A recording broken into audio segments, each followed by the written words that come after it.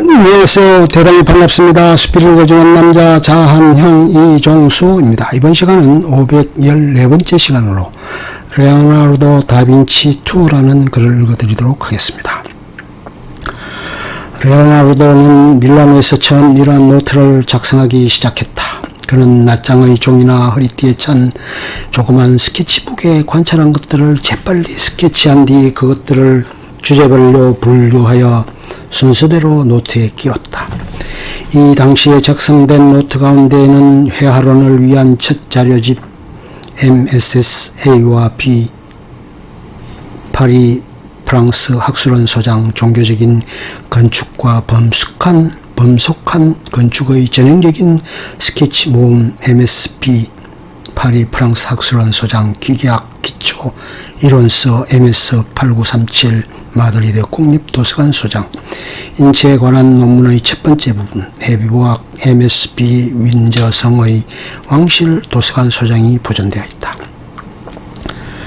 레오나르도의 노트는 특히 거울에 비치는 상처럼 글씨를 뒤집어 쓴 것과 글자와 그림의 관계에 있어서 독특하다. 왼손잡이였던 레오나르도가 글씨를 반대로 쓴 것은 그로서는 쉽고 자연스러운 일이었다.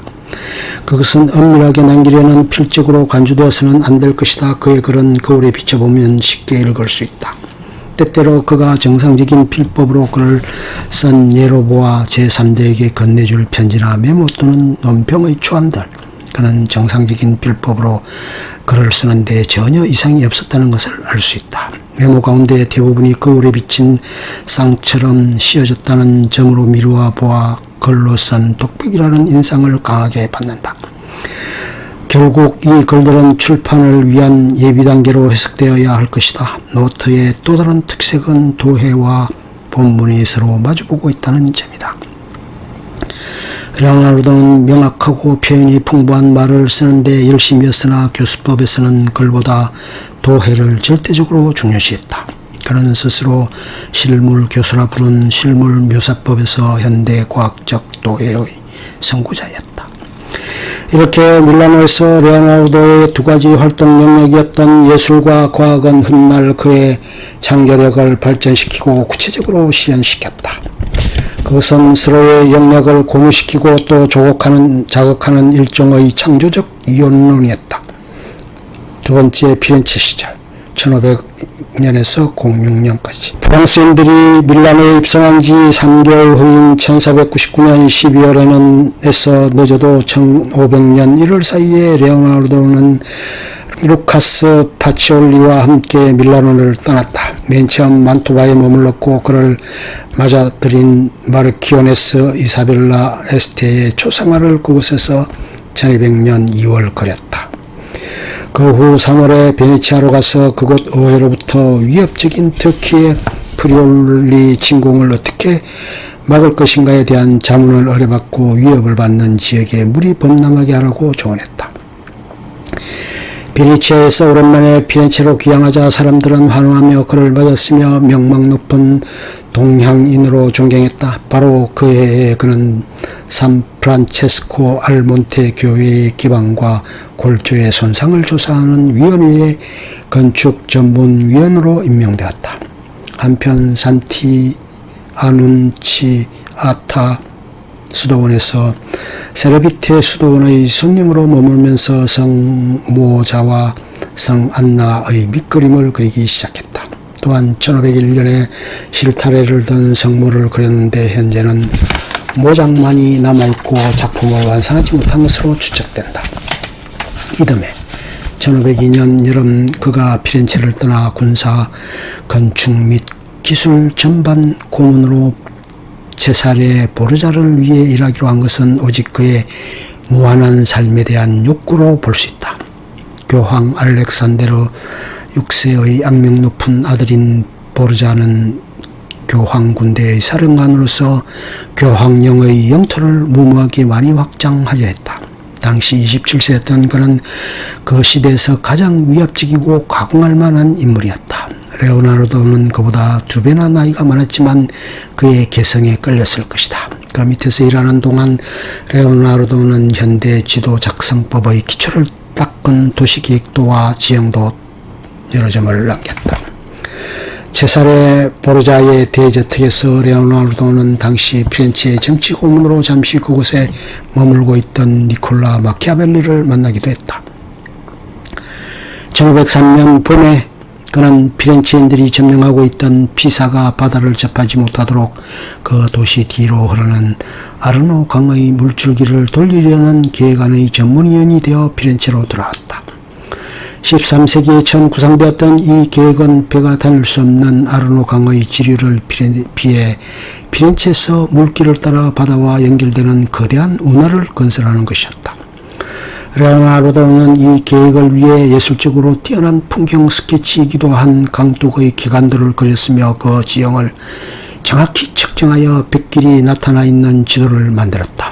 그 계획은 몇 세기에 걸쳐 고려되었으나 결코 실현되지 못하다가 수세기가 지난 후 그의 지도에 그런 그린 백길을 그대로 따라 피렌체에서 바다까지 이어지는 고속도로가 건설되었다. 같은 1503년 레오나르도는 피렌체의 베키오궁에 있는 500홀의 벽화를 그리는 엄청난 주문을 받았다. 그것은 가로 17m에 세로 7m나 되는 거대한 크기의 역사적 정면으로 최후의 만찬보다 2배나 더 컸을 것이다. 그는 3년 동안 이 앙기아리 전투에 매달렸는데 훗날 이를 보완하기 위해 미켈란젤로가 그린 카시나 전투와 같이 완성하지는 못했다. 이 무렵 모나리자와 서있는 레다도 그렸는데 레다는 미완성인 채 모작들로만 남아있다. 피렌체에 머문 이 시기는 집중적인 과학 연구의 시기이기도 했다. 그는 산타마리아 누오바 병원에서 인체를 해부했으며 그 실험을 신체 기관의 구조와 기능에 대한 폭넓은 연구로 발전시켰다. 또한 새들의 비행을 조직적으로 관찰했고 물의 성질과 움직임에 대한 그의 수리학적인 연구는 물의 물리적 특성, 특히 기류법칙과 비교 연구한 수류법칙에 관한 연구로 확장되기까지 했다. 두 번째 밀라노 시절 1506년에서 13년 프랑스 왕이 파견한 밀라노 통치자 샤를당 부아즈가 1506년 5월 피렌체 의회로부터 허락을 얻어 그는 잠시 밀라노로 가게 되나 애당초에 한정된 체류기간은 양국 간의 정치적 긴장 상황 때문에 영구적인 것이 되어버렸다. 그로 인해 대작 앙기아리 전투는 미완성으로 남았다. 물감에 대한 기법적인 실험에 실패하자 이 대작을 중단한 것 같다. 그는 1507년에서 8년 사이 겨울을 피렌체에서 지낸 것 외에는 밀라노에서 6년간 머물렀다. 그의 후원자인 샤를 당부아즈와 프랑스 국왕 루이 12세로부터 존경과 찬사를 받았으며 연봉 400 다카트 받고 일했는데 그 일이란 고작 건축일에 관한 조언이었다.